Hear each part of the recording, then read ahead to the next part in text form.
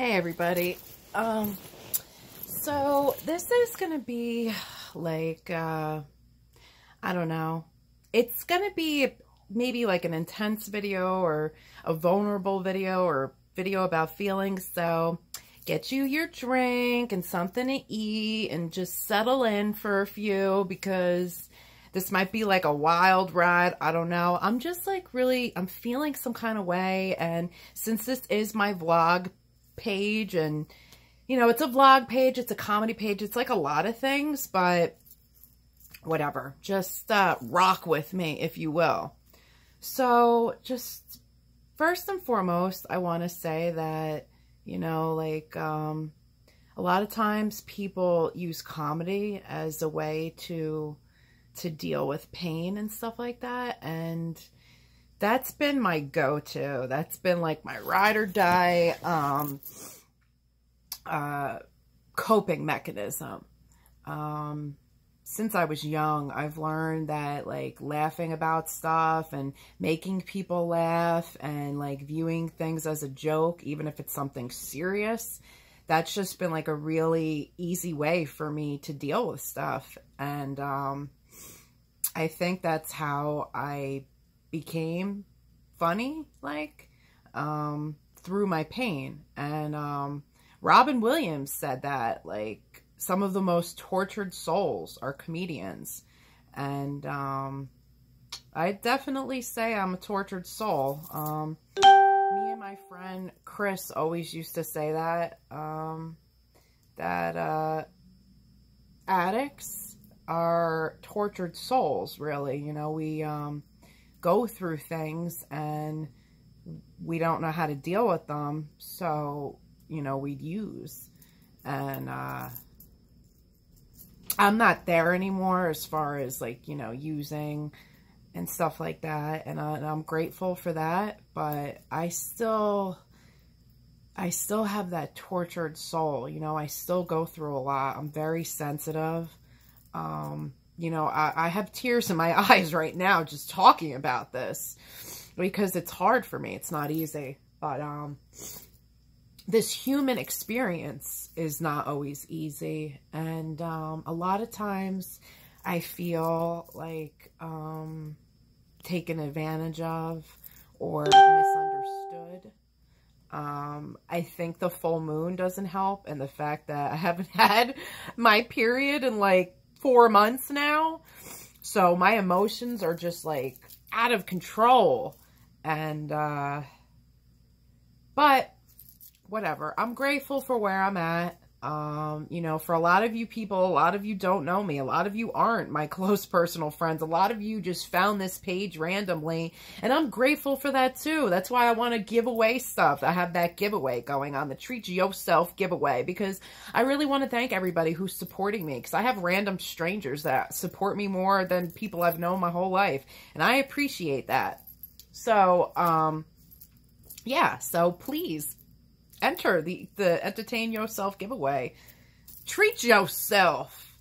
But so I guess I should talk a little bit about myself so you guys can get to know me a little bit. If you haven't realized by now, I am an addict.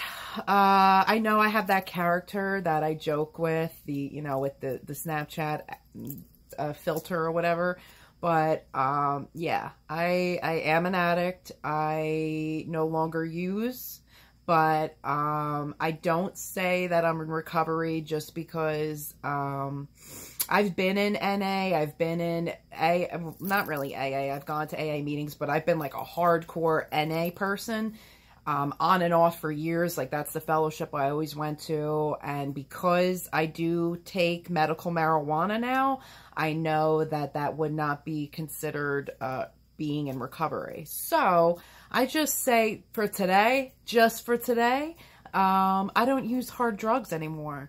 And that is it's weird sometimes, like when I think about it, because I had been using drugs for a long time, since I was about like 12, 13 years old.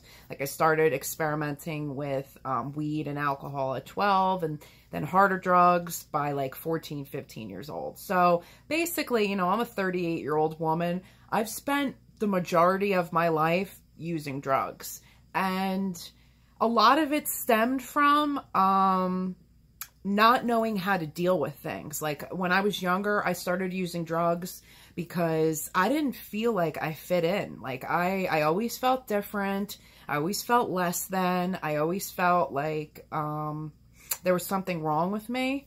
You know, when I was younger. So I didn't get bullied. Like I didn't get bullied, but I did get made fun of here and there. And just that here and there was enough for me. You know, I am a natural redhead. So being younger and having red hair, oh God, Farkle, fire crotch, fire twat, you know, like all of those things, Wendy, Raggedy Ann, blah, blah, blah, blah. So just even my hair color, it made me feel like there was something wrong with me, because people always made fun of me for my hair color. And it was like, you know, I can't control my hair color. It's what came out of my skull. I'm sorry y'all don't like it.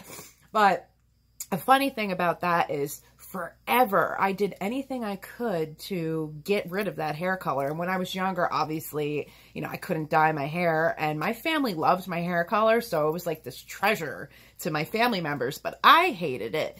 And I remember like when I was younger, it was cool to like use like Kool-Aid or like all these different random things. But because I had red hair, it never took. Like even all the different, like there was this stuff called Glints and the Kool-Aid, and like no matter what I did to try to get rid of the red, it would come out like green or blue or whatever. So I remember one day I was just sick of it, and I went and I dyed my hair black, and I came home and my mother nearly lost her mind. She was crying, you know, she wasn't happy at all. But I didn't care. I was tired of it. I hated having my red hair. Hated it. And so that was like, you know, that's not like a violent thing, but I'm just saying, like, you know, because of that, and because like when I was younger, I was chubby, and I wasn't fat. Like I was not fat. I wasn't even obese, but I was chubby. And I grew up in a town where it was like, oh, if you weren't thin and like an athlete or a cheerleader or this or that, like they made fun of you. So I got made fun of because of my red hair, because I wasn't a toothpick when I was younger.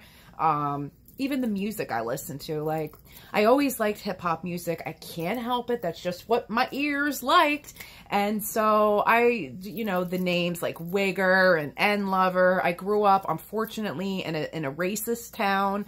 And in the 90s, when I grew up, if you listen to hip-hop music, it wasn't accepted like it was now. Like, now it's cool. I mean, you got white kids saying the N-word, like, you know, the N-I-G-G-A. I don't even like saying it because I feel so weird saying it, so I don't even say it personally. But you got white kids saying that now that are from the suburbs, and it's like accepted. But being a white kid that lived in the suburbs that even listened to rap music back in my day, forget it. You were terrorized. And forget about it. Like my one good friend that was like a best friend of mine, she was half black. They tortured her family. I mean, they really disrespected her family. I don't even want to go into detail, but it wasn't easy for them, especially. It wasn't easy for any family or anybody that lived in this town that was not white. And I hated it. I remember I used to cry and beg my mom, please, please, can you send me to this school? Send me out of district, this and that. And when I got expelled from high school, that was like the best thing that could ever happen to me, because then I got sent to like these alternative high schools, and I got exposed to being around people that were like me, and that different cultures, and didn't have to feel so oppressed going to school it's hard to explain. Like, if you're not from my town and Point Pleasant, and you don't know what that's like to be in this town where you didn't fit in this little cookie cutter. Like, if you are from Point Pleasant and you fit in that cookie cutter mold, well, thumbs up to you. I'm glad that you fit in and you went through life, like, you know, feeling great. But because I didn't fit that mold, and because I had a couple things that made me different than the masses, because I say the masses because I did have my group of friends that also liked hip hop, or also, you know, had certain things about them that they didn't fit in per se, but all of us together, we fit in, you know? So I'm grateful for that too. And I still talk to a majority of my friends that I grew up with. So, and I'm happy about that. But, you know, because I chose to use drugs and alcohol to like fit in and to feel like I could go to parties and be social and not have anxiety and all that stuff, that became my coping skill. That became my way. I saw that it worked to like fit in at parties. I saw that it worked to make me not feel as anxious. I saw that it worked. So then I used that for a lot of things, and that became my way. I used it when I was upset, when I was happy, when I was going through things, if I had to go on a date, no matter what, that's what I used, drugs or alcohol, because it worked, you know, it helped me get through whatever I was going through. But then there became a time where it stopped working, and, you know, the harder the drug, the more consequences came. So when at one point it made my life manageable because it made me be able to get through my day, then it kind of backfired on me and it made my life become unmanageable. And I started having a lot of problems because of it.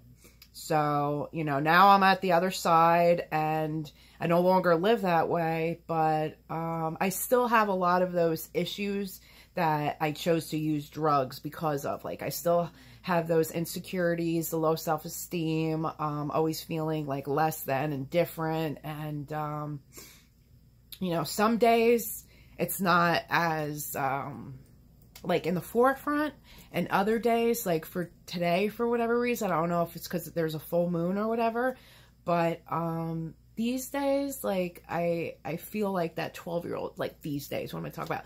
Like a day like today, I feel like that 12-year-old again. I feel like that girl that nobody wants to be bothered with, and just like all of that. Even like trying to like talk to my family today, I feel like they don't even want to be bothered with me. They like, I don't know. I don't know if it's just me or what, but that's just how I feel today. And, I'm thankful for comedy and things that make me laugh, and all the stupid memes on Facebook. And that's why I choose to put them on this page, because they give me relief sometimes. Sometimes they make me laugh, like music. That's why I want to bring like 90s hip hop on this page and have Woo Wednesday and try to think of anything I can, because like these are the things that make me feel better. Like, I love 90s hip hop. That could put me in a good mood instantly. Listening to a 90s hip hop song takes me back to the good old days and all of that shit and great memories. And, you know, I wish that I'm trying to think. It's not that I wish I knew then what I knew now, because, you know, life's a learning lesson, but like, I wish that I could have appreciated life back then, because now, like, I'm like, oh man, if only, you know, if only I could go back to then, because life really was so easy then. Like, and I had to make it so difficult with all my bullshit, you know. Like, I wish I would have just went to school and just went to school. Like, I just refused to go to school, and I hated school, and I always was fighting people, and I had so much anger and so much angst, and I wish I would have just been like, you know what, would you just chill out, go to school, don't take 10,000 lunches, don't cut class, don't fight people, just go to school and just do what you got to do so you have good grades and you could go to college. But I didn't do that. I made everything very hard on myself, and I got into hard drugs at a very early age. So yeah, I unfortunately ended up going to rehab by the time I was 16. So, you know, I had a troubled life. A lot of it is because of certain things I did. Some of it, you know, I had no control over, and being a teenager, you have zero impulse control. You don't know how to handle things. So unfortunately, I wish I could have did things differently, but, you know, the person I am today, I like, as far as like, you know, I always want to help somebody. I always want to be there for somebody because I know what it's like to be alone. I know what it's like to feel alone, to be alone, not have anybody support you, you know, and it sucks. So that's why, like, I always try to give people the benefit of the doubt. Like, I'm always trying to be there for people because I guess, like, I'm trying to be that person that I wished I had. And a lot of times it doesn't pay off because a lot of times I end up feeling like used and taken advantage of. And I feel like people may view me as like, oh, I'm being weak, or people think like I'm a pushover. And I just want to let people know, like, the people that use me or take advantage of me, like, I know you're doing it and I allow you to do it. And I'm not going to continue that. Like, I have to, like, be more firm, and I have to, like, just cut the bullshit already. Like, stop trying to be this savior. Like, it's impossible. Okay. So let's get that out the way. And like, I just really want to give my energy to people who are at least going to give me at least 50% back. I mean, there's people out there I give 100% to, and I don't get shit back from. And I know you're not supposed to do it to get, but sometimes it's like, you know, when I need somebody to talk to, or I need somebody to ride for me, or whatever, it's crickets, you know? So I don't want to always have to be that person for somebody else if that, you know, like, they can't even meet me halfway. You know, it's just about, like, really trying to think about, like, what's more important, what's best for me and what's important for me. Like, right now, I'm on this whole, like, career mode and trying to get my life together because I was working in mental health. I did have my own place. I did have things going on for myself, but I wasn't happy. I wasn't happy working in mental health. I wasn't happy living in Brooklyn, in East New York, and struggling every day just to make all my bills, working a job I didn't even like anymore. I was getting so burnt out. So I had the opportunity to come back home, restart my career in makeup, and do all of that. And it's happening. Like, I'm doing it right now. And I'm so grateful for the opportunities that I've been given ever since I came back home. I get to work with one of my childhood friends and see her, like, on a daily basis, which is amazing because I hadn't had something like that in a long time. And I get to work in a field that I've wanted to work in for the past few years, and I didn't think I would be able to, because this is a whole other story. I'm not getting into that right now, but I was injured really badly. You see the scar there in 2015, and I couldn't even move this side. Like, my collarbone was shattered, my shoulder was broke, I had a traumatic brain injury, I had to get a metal plate put in my collarbone. It was like this whole thing. I had to get 2 surgeries, I had to be in physical therapy for like a year and a half, and I'm a righty. So I didn't think that I would be able to do makeup again because the metal plate used to grind and it used to really hurt me. So I didn't think I'd ever be able to, you know, move my arm above here. But I got the metal plate removed, and here I am doing makeup again, and it's happening. So, you know, I'm actually even in a better mood right now, just after I've talked all this stuff out, and now I'm looking at the positives. Like, okay, I'm a work in progress. You know, I'm under reconstruction right now. But like I said earlier, like, if you're not with me, riding with me during my reconstruction, don't think you're going to be in the remodel, because the remodel is going to be severe.